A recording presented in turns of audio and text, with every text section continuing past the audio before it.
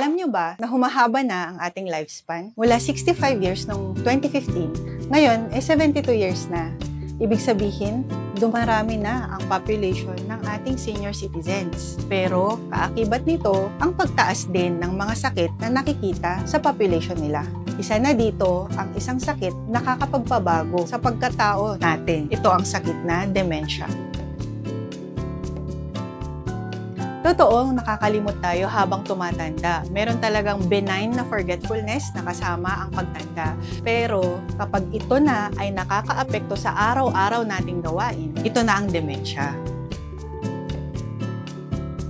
Sa ating senior citizens, mga edad 65 pataas, may 10.6% chance na magkaroon tayo ng dementia.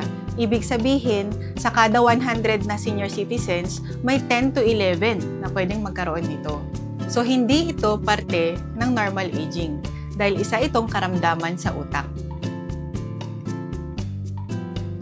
Marami tayong young onset dementia. Ibig sabihin ito ay yung paglimot o pagbabago o pag-decline sa pag-iisip na nangyayari sa mga population natin na less than 65 years old. Kasama na dito kasi ang mga nagkakaroon ng stroke. Tandaan natin kung nagsustroke po tayo, nagkakaroon ng pilat sa utak o nagkakaroon ng scar at ito rin ay pwedeng mag-cause ng dementia. Marami din po tayong variants ng dementia na pwedeng makita sa mga bata katulad ng frontotemporal dementia. So, inaanyayahan po namin kayo together with Manang Lucy po dito sa ating podcast sa Health Matters upang maintindihan natin ang sakit na dementia at makatulong tayo sa ating loved ones na may dementia.